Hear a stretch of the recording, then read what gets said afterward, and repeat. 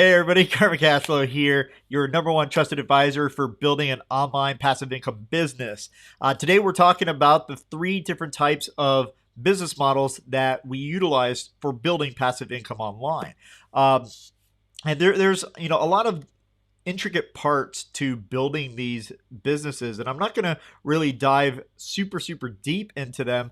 Just kind of wanted to give you an overview and why I like these three business models. And so that's what we're going to talk about today. So let's go ahead and get started. All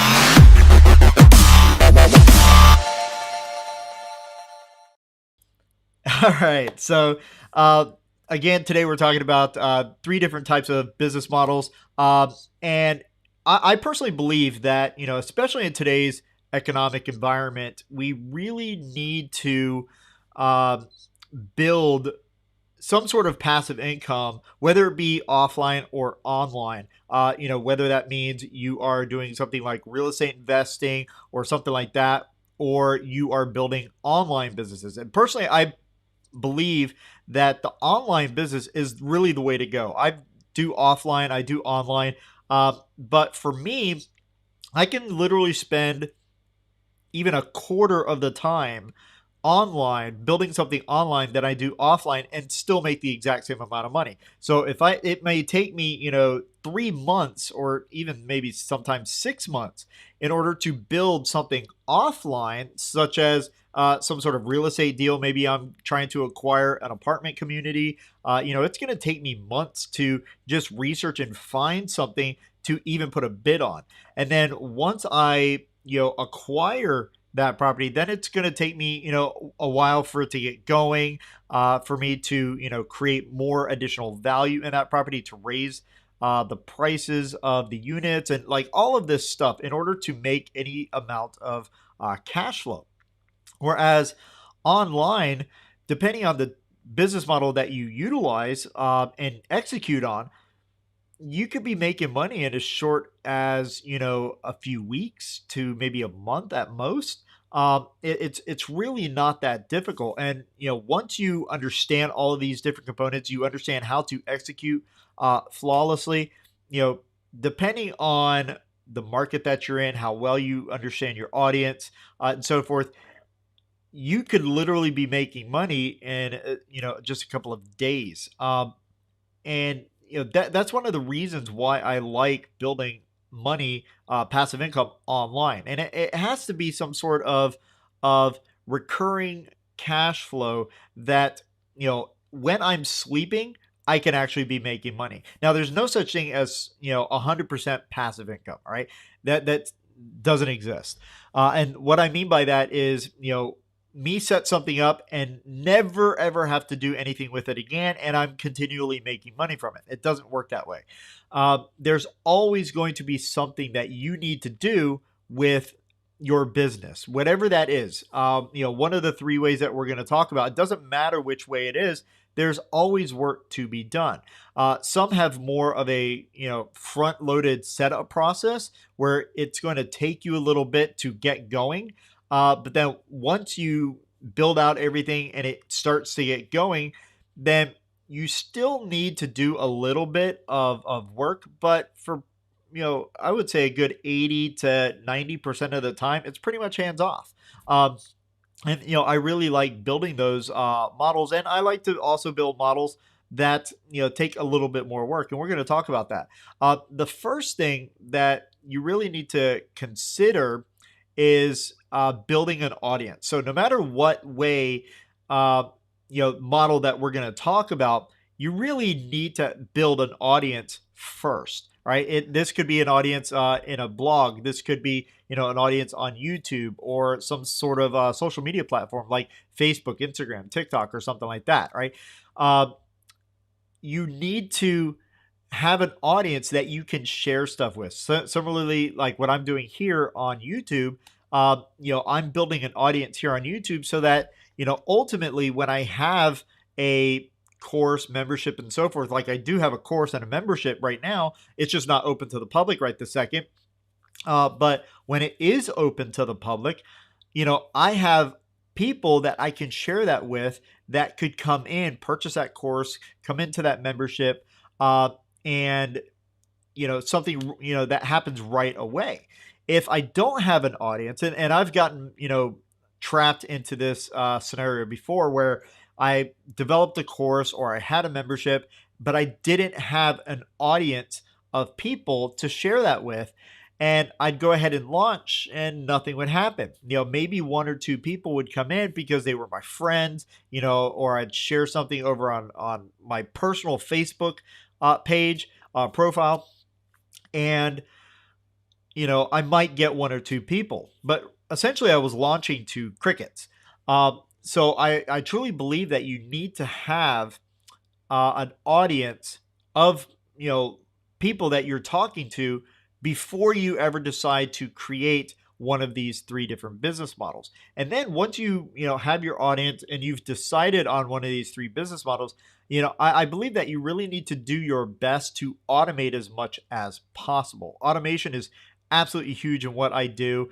It takes a while to get set up, but once it's set up, it's fantastic. And what I mean by automation, so an automation could be something as simple as a group of pages that go from one page to another. So, I drive someone to a landing page, and that landing page may have, the second that they give me their contact information, that might go to a super low end offer, and that's completely automated. It just goes from one to the other. And then if they purchase that offer, then they go to an upsell, and then maybe a cross sale or a second upsell or something like that, right? It's all automated. And then on top of it, the second that they give me their contact information, they're starting to get recurring emails from me that happen automatically, right? I don't have to touch anything. It's already preset up. Now, again, it does take quite a lot of work to get set up sometimes, all right? For me, like a lot of times, if I'm going to go into a brand new market, it doesn't take me that long to set up because I can just literally click and drag and paste, copy and paste over work that I've already done and just slightly modify stuff. And I can even copy entire campaigns, for this new business. But when you're just getting started, it is going to take some work, designing a welcome campaign, designing, multiple different email campaigns, to sell whatever it is that you're trying to sell. So again, you definitely want to have an audience first, and the bigger the audience, the better. The bigger the audience you have, the more money you're going to make. So imagine, someone that has an email list, right? That's my audience, an email list of 100 people, right? They're going to get maybe, if they send an email out, they might get 5 people to join whatever it is that they're trying to sell, whether that be a course or a membership or whatever. Or a person that has a list of, say, 10,000 people, right? Which one do you think is going to do better? Assuming that both of them have a really good relationship with their list.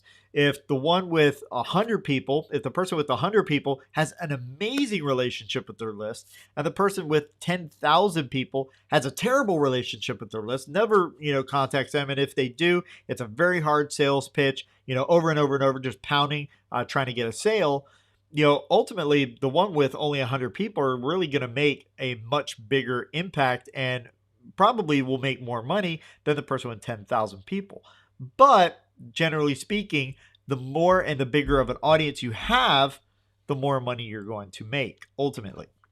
All right, so let's talk about the 3 different types of models that we want to really focus on in the online space. Now, there's a lot of different types of models besides these 3 that I'm going to talk about. But these 3, in my opinion, are, for the majority, once they get set up, are pretty hands-off. And 2, they make just an insane amount of money. All right, there's not a whole lot to do with these. Let me take a sip of coffee real quick, and we'll continue. Gotta love my coffee. So the first particular model is affiliate marketing. Now, affiliate marketing is nothing more than recommending someone else's product, service, course, something like that to someone else, right?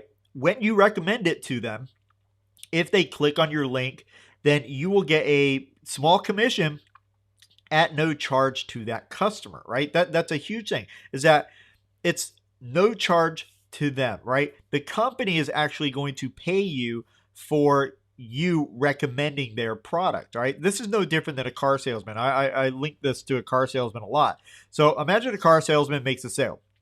They get a commission. That car wasn't theirs, right? They didn't make the car. They didn't do anything except sell the car, right? That's ultimately what you're doing, is someone else's product. That car is someone else's product that you are recommending to someone because they could really utilize it or use it, and you get a small commission. Now, that commission could be anywhere from, 1 to 10%, all the way up to 100% commission, right? I've literally seen a lot of different products and services that have 100% commission. What I generally look for in a affiliate marketing product or service is, one, it has to, have a really good, commission structure. I really like to see 40 to 50% commissions or higher. And for me, I like it to be recurring as well. Those are the big two things that I look for. I look for, how much commission I'm going to get, and is it recurring? If it's not recurring, then it has to be something that I really, really believe in and like. Going back, all these affiliate marketing products and services that I recommend has to be something that I have personal experience with, right? If it's a product, I have to have used it before or, had some sort of experience with it. I'm not just going to go on to, let's say, Amazon and choose a product and go, okay, well, this is a nice product. I'm pretty sure, my audience would love this, and just go ahead and market it. That's not what I do, right? If I, let's say, am looking at a book, right? I'm never going to recommend a book just because I've heard about it or, I've seen it online and everybody's buying it right now. I'm not going to do that. I'll go and purchase the book from Amazon, get it shipped to my door, go through it, read it, and if I enjoyed it, if I think that it has any amount of value to it, then I'll go ahead and I will share that with my audience, right? And for that, if anybody purchase it, then I will get a small commission for it. But I have to really, really believe in it. One of the reasons that I don't do a lot of Amazon commission, promoting Amazon stuff is, one, they're very, very small commissions, right? They're also not reoccurring. So that kind of breaks two of my tenets there for affiliate marketing, is that it doesn't have a big commission. So no 40 or 50%. You're looking at, 1%, 2% commission on things. And two, none of it's recurring. So if someone purchases a book or a TV set or whatever that is, I'm going to get that commission one time. Boom, done. Right. And so that breaks two of my tenets there. Also, one of the reasons that I don't really, everybody say hi to Jarvis. He's going crazy. Yeah, Jarvis just randomly goes crazy sometimes. But that's a bird for you. My wife is getting him right now to make sure that he kind of stays quiet. But yeah, one of the things that I don't like really about Amazon a lot is that Amazon has cut commissions recently. Especially due to all this COVID stuff, they've really slashed commissions. And while I didn't really promote a lot on Amazon, I was still making a good amount on Amazon, selling products. But since then, my commissions, everything that I was making over on Amazon got cut, probably by about 60%. All right, more than half. I took a drastic hit off of Amazon. So I don't generally recommend a lot of Amazon products for that fact. And that's three different reasons why I personally don't like to do a lot of Amazon stuff. What I like to do is, when it comes to affiliate marketing, is I like to offer products that could be a course, right? So if I find a course that I've gone through that I really, really enjoy, such as Pat Flynn's Power Up Podcasting course. I think it is a fantastic course for someone that loves podcasting and wants to get into that podcasting world. I really, truly believe that it is a phenomenal course. So because I've gone through it, I recommend it to others, right? And I get a good commission from it. Another thing that I like to do is services. So especially software as a service, all right, or what we call SaaS companies. This could be something like Thinkific or ConvertKit or ClickFunnels, something like that. I really, really love to do software as a service because, one, I get a really good commission from it. It could be 30, 40% commission. And if you're a power affiliate for them, it could be as high as 50% commission. Two, it is recurring income. So every single month that person remains on that platform. So if I recommend someone to ClickFunnels and they stay a member with ClickFunnels, every single month that they stay a member with them, I'm going to get a recurring commission from. So, that meets two of my criteria, and it's fantastic. And that's generally what I look for. And the thing about affiliate marketing is that you can set it up. You can set up an affiliate marketing, campaign for a particular product, service, course, anything like that in a couple of days. It doesn't take a lot. And then the only thing that you really need to do is to drive traffic to your campaign, right? To your landing page or to your multi-page pre-sale site or whatever it is that you're trying to do. All right, you're trying to drive them to a page that explains why they need it, all this stuff, and then that goes over to your to that product or service. You can also do this in a simple email, right? You set up a series of emails in a campaign, in an email campaign, and anybody that clicks on your link, so your audience is going through your emails anyway, and anybody that clicks on a link because they have interest in a particular product or a particular idea. So, if I'm marketing toward my audience and, I'm sending emails out and I'm talking about, let's say, building landing pages, and someone has an interest in that and they click on the link, that may drop them into another email sequence that talks about ClickFunnels and how I think that it's a really good platform, especially for beginners, because it's so easy. You just click and drag and drop components to build a landing page, and you can do it really, really quickly. And in that email sequence, it has a link, just a simple link that says, hey, if you want more information on this, go check it out, right? And it takes them directly over to ClickFunnels. All that stuff, it's super easy to build out, and it may take me a few minutes to get build out, but it can make you quite a lot of money, and it doesn't take a lot of work either. And once it's all built out, I can essentially not totally sit back, but kind of, rest a little bit and just make sure that traffic is being driven to that affiliate offer. And that's really all I need to pay attention to, right? Is, am I getting enough traffic to my offer, right? Because the offer is working. I know that it's working now, and it's just going to keep banging out sales. So affiliate marketing is number one in my book. I make just an epic ton of money from affiliate marketing. I absolutely love it. And I think everybody should do it. All right. Doesn't matter what niche you're in, or niche, as some people would say. I say niche most of the time, even though I know that it's niche. It really depends on I guess it depends on how I utilize it. But I love doing affiliate marketing, and I think everybody should do it no matter what niche you're in. And there's always something to recommend.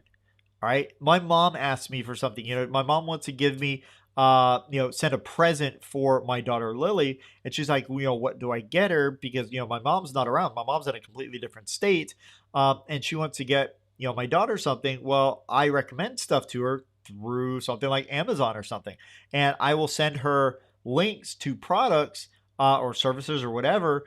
That way, I get a commission from it. Right? Even my own mom. Right? If I recommend anything to anybody, and there is some sort of affiliate marketing, uh, relationship that I can have for that product or service, then I'm going to recommend it. All right. It doesn't matter who it's to, right? But I'm only recommending stuff that I feel would benefit someone else, right? I'm not going to recommend anything to you or to anybody else that I don't feel is in your best interest, right? So if you have, a good amount of technical knowledge, right? You've designed maybe WordPress websites before, and you know how to use them really well. I would never recommend something like ClickFunnels because, ClickFunnels is not the best option for you because you know how to do all this stuff.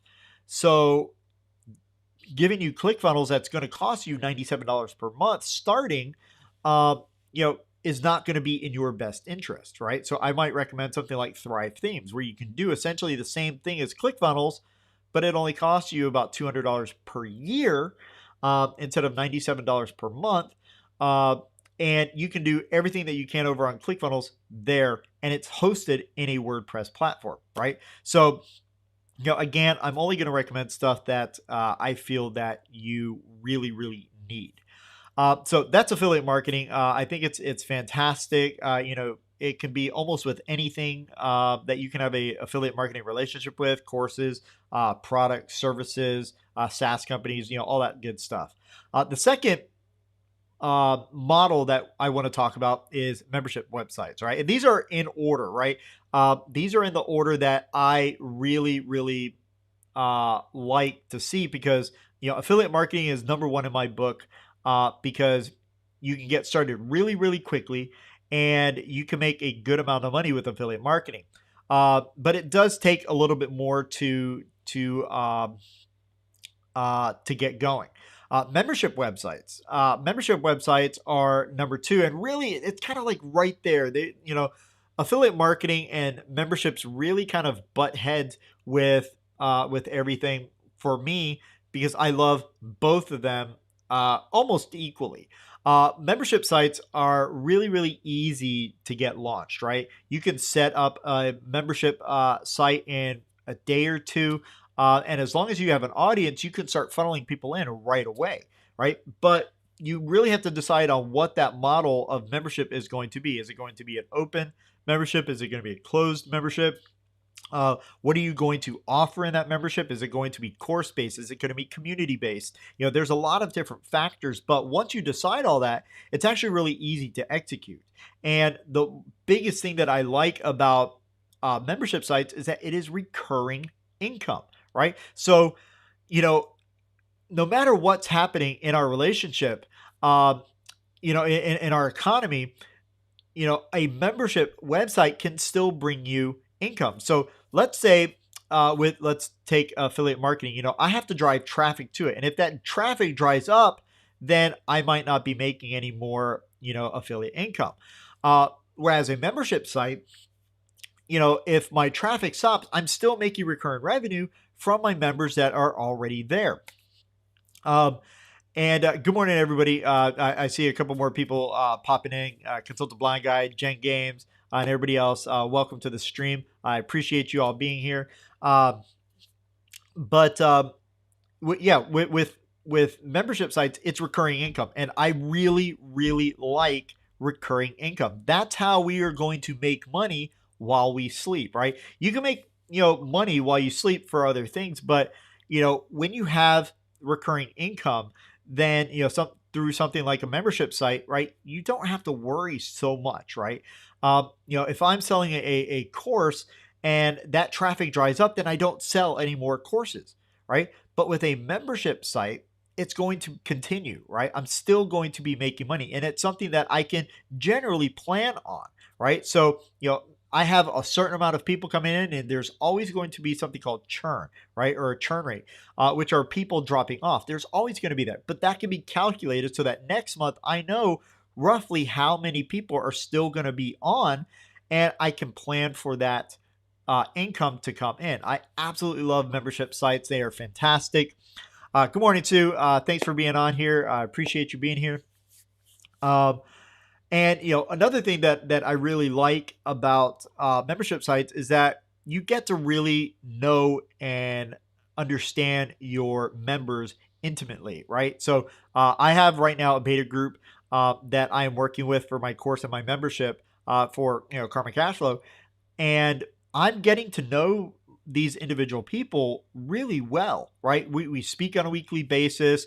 We talk in our community, and I get to really understand them as a person. And as their business starts to evolve, I get to help them more and more, and I can be more efficient and better at uh, my consulting with them to get them to the place that they want to be, right? Because I get to know them, all right? Because it is a membership. I see them all the time. I get to talk to them all the time. It's not like, an affiliate marketing thing where, I might talk to them through email just by sending, out automated emails, but really they're gone into the stratosphere somewhere with their affiliate product or service or whatever. So I recommend someone to ClickFunnels and they go over to ClickFunnels. Well, ClickFunnels has that relationship with them. I don't.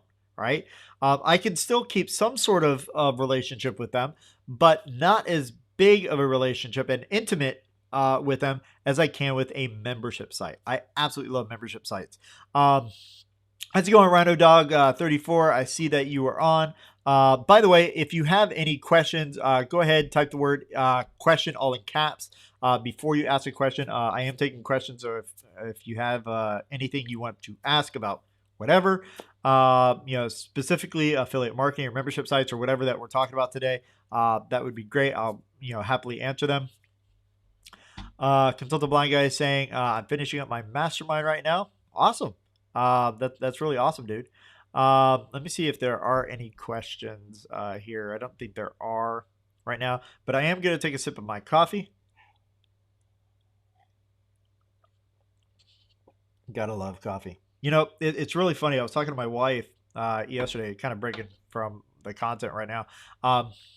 I was talking to my wife yesterday about coffee, and I love coffee. All of you know how much I love coffee.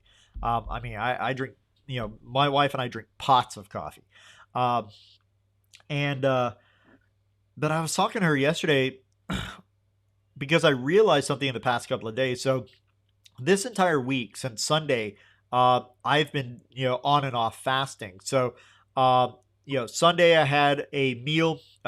Consult the Blind Guy saying coffee, so I have to take another sip. So hold on one sec.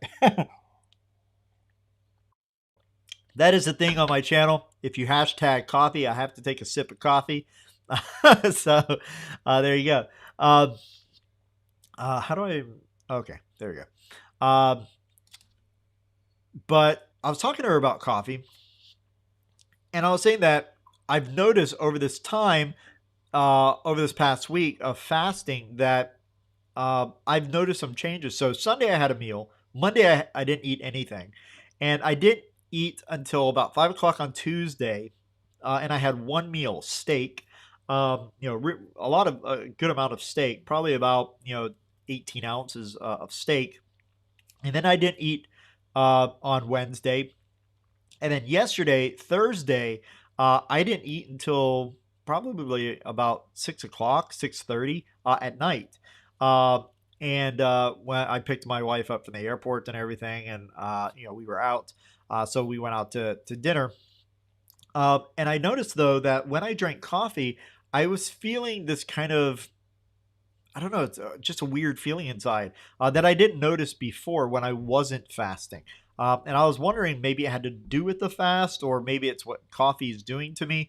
I feel that I'm having some sort of reaction to the caffeine in the coffee. Hey, Maya's in the house. How's it going, Maya? Thanks for being here. I appreciate everybody for showing up. And I told her I think I'm going to step back from drinking coffee for a little bit. Not today, of course, because I'm drinking my coffee. But I think for probably about a week, I'm going to step back from coffee to see what type of effect that it has on me, to kind of reset my body. I don't drink coffee for the caffeine, right? It doesn't wake me up anymore. Maybe at one point it did, but I really started drinking a ton of coffee when I got off of drinking Monsters, and I was addicted to Monsters. I had one or two every single day, and that kept me charged for the day. And when I got off of it, I switched to coffee to have that caffeine, but it does nothing for me anymore. I wake up and I might be up an hour before I even have my first sip of coffee. And but I'm wide awake. So it's not I don't drink the coffee to wake up. Uh, I drink it just because I like the taste of coffee. I love coffee. But I think I'm gonna cool it for a week. So the next time that I come on for my live stream next week, I might not have any coffee. So just for a heads up, I'll probably be just drinking water or tea or something. Let's get back to memberships sites real quick. So membership sites, like I said, they're really easy to get launched. You know, you do get to uh, get to know your members intimately. And another thing is that it kind of has kind of a built-in market research. So as things go on with your members and your members are coming in, you get to know them a little bit more, you get to know your audience, right? And so you get to build up all of this data of market research because of your members. They're always talking to you, they're always posting in your community. They tell you, what they do like, what they don't like, about certain things. Maybe it's your courses, your live streams, Q&As, whatever it is that you are doing behind the scenes in the membership. They tell you everything, and so this really really helps out. So just in the past few weeks, I've gotten a good amount of data from my members, from my beta members, that I have logged into my Notion platform. I use Notion for just about everything. It's a application, kind of like Evernote on steroids. Like it's insanely awesome. I actually did a video yesterday. Was it yesterday or the day before? I can't remember. I believe it was yesterday that I posted a video on how I use Notion. So go check it out. And it kind of walks you behind the scenes of what I do, how I do it. And anything that my beta members and my members talk about, I jot that down because it's really good information to know. It helps me to serve them better, and it helps me to serve other members that are just coming in better as well. So I love having this market research that just automatically happens through just having that membership. It's fantastic. Sue saying coffee does nothing for me, and I love coffee. I'm the same. Coffee does nothing for me, and I'm not going to have any of that decaffeinated stuff. Like, to me, that's not coffee. It just, I don't know. It's different. I don't like it. But yeah, I love coffee. Maya saying I'm doing okay. Good luck with your coffee slowdown. Uh, Almost that coffee break. Yeah, it's just a slow. I'm never gonna stop drinking coffee entirely. I might go like a week without coffee, and then I'll probably binge on coffee for a few days, and then I'll go off a week or something. I don't know how I'm gonna do it. I want to see what happens, and it starts tomorrow actually that I'm gonna stop drinking coffee. Um, but I just want to see how my body reacts. Right, my body doesn't react without coffee, but when I have coffee, like I feel. I'm just gonna use the word interesting. Um, it's what coffee is doing is it's essentially blocking receptors of your body telling you what you need, right? So if you're tired, it blocks your body's receptors, your brain's receptors from telling you that you're tired, right? And I think that's what's happening because all of a sudden, like I don't know, like I get this really weird feeling, or um, I can't even explain it. But it's something that I noticed during my fast, and um, I'm gonna test. I like experimenting with things. I'm always testing everything that I do. So there you go. Like I'm experimenting with fasting right now. Right now, I'm fasting on every day. Every week I fast on Monday and Wednesday. So Monday I don't eat anything. Wednesday I don't eat anything. And generally speaking, I'll go 40 to 48 hours without food. So if I my last meal is on Sunday, usually that meal maybe 6 o'clock, 7 o'clock, and I won't eat until Tuesday at 1, 2 o'clock in the afternoon. So I go 40 to 48 hours without food. And this is something that I'm experimenting with. I've gone 84 hours before purposely. And I've also gone, well, I mean, I've gone like, almost 10 days without food, but that wasn't my choice. Something I didn't have a choice, but I was without food.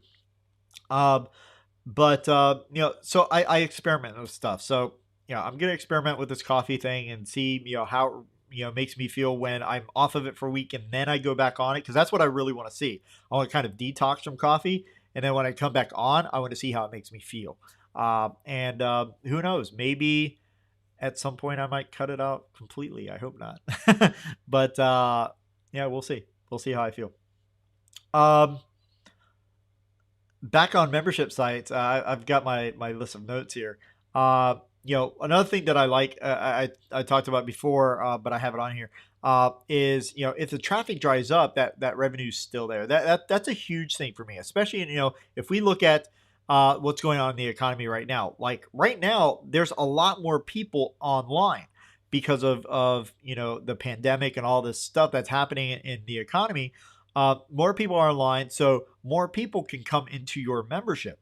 But what if it was the opposite, right? What if something is happening in the economy and more people are not online, right? And so traffic starts to dry up. People aren't watching my YouTube videos. People aren't reading my emails. Something's going on. All that stuff's happening. But because you have a membership and people are paying recurring, they're still there, or the majority of them are still there. So you're going to still be able to make a good amount of income from that membership. Memberships are very, very powerful. It does take a lot of work, compared to affiliate marketing, or, our other model, our third model, which we haven't talked about yet. But it's fantastic, right? What I mean by it takes, more work, is that it takes ongoing work. So there's always something that needs to be done with a membership. So you have to deal with people that are just coming in, their onboarding process. You have to deal with, people leaving. You have to provide additional content or support. Maybe it's just a community. You have to be a part of that community. So you're always in there, discussing things, answering questions, so forth, or asking your own questions.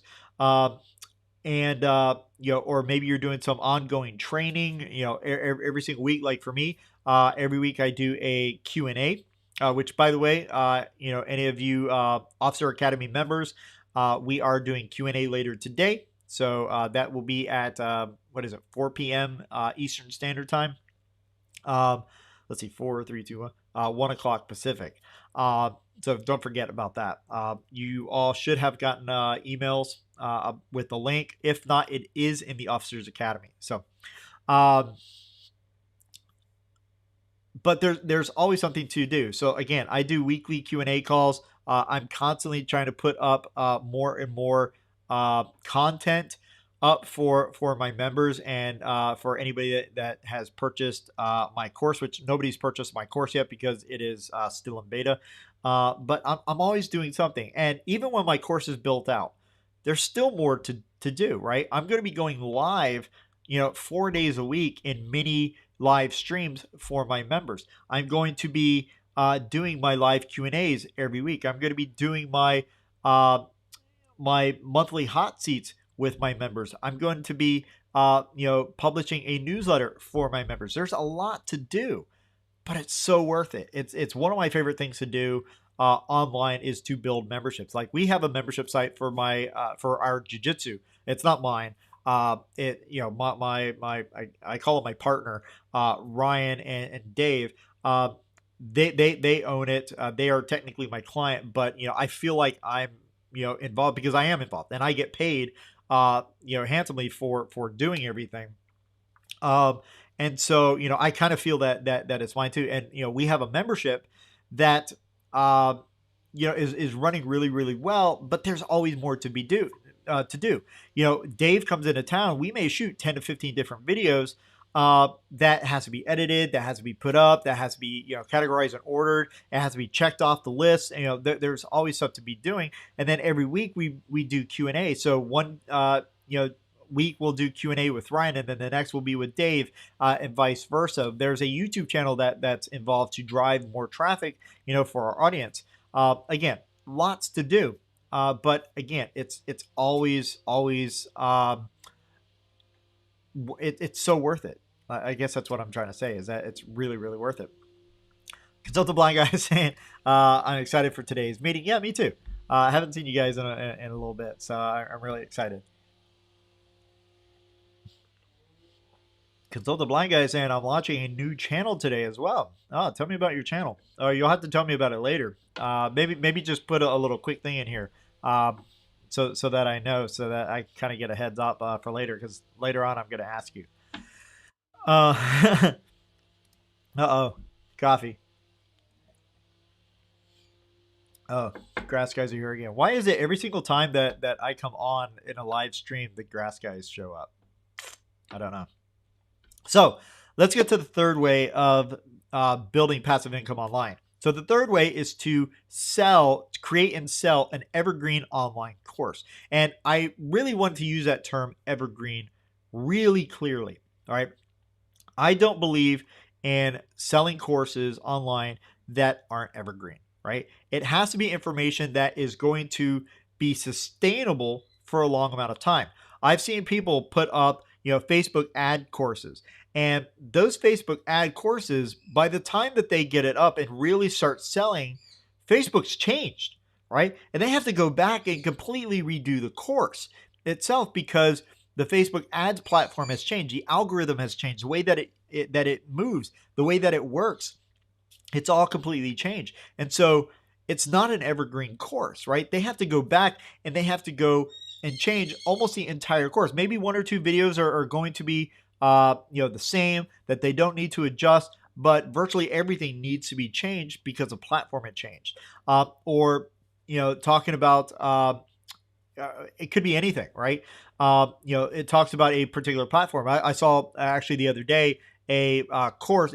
Maybe it was about a week ago. I saw a course on how to use Snapchat, to market and everything like this. It was a Snapchat for business course, and I'm just thinking, it's like, do people actually use Snapchat anymore? Like, I don't know. Like, I don't use it. And the only time that I did use it, like a year or so ago, I guess it was more than a year ago, that I was using it, was literally just to communicate with my wife, right? I'd be out and maybe I'd send her a message over Snapchat or something like that. And that was it. Like, I didn't really do much on Snapchat. But I haven't even heard of people using Snapchat lately. So, having a course like that, kind of what's the point, right? You want to have, when you design a course, it has to be evergreen, right? To a certain degree, right? I generally think, is my course going to be worthwhile 5 years from now, right? And if it's going to be valuable 5 years from now, then it's something that I'll put out in market. If it's something that, it may be tech-based or something like that, tech is always changing. If I do a course on how to use the brand new Apple iPad 2020, I mean, by the time that course comes out, the next iPad could be, out already. Who knows? And then, a year after that, yeah, it's toasted. That course is no longer, very valuable to people. So when I do a course, I really try to make it evergreen.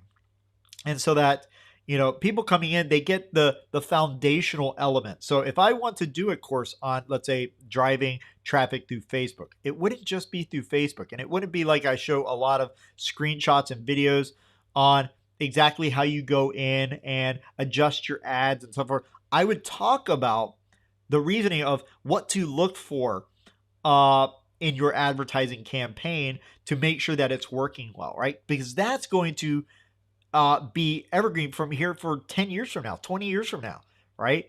You still need to look at your advertisements in a certain way, right? You still need to understand the basics of how to write an ad, right? So we're going to talk about copy. We're going to talk about the creatives, whether it be video or picture or other.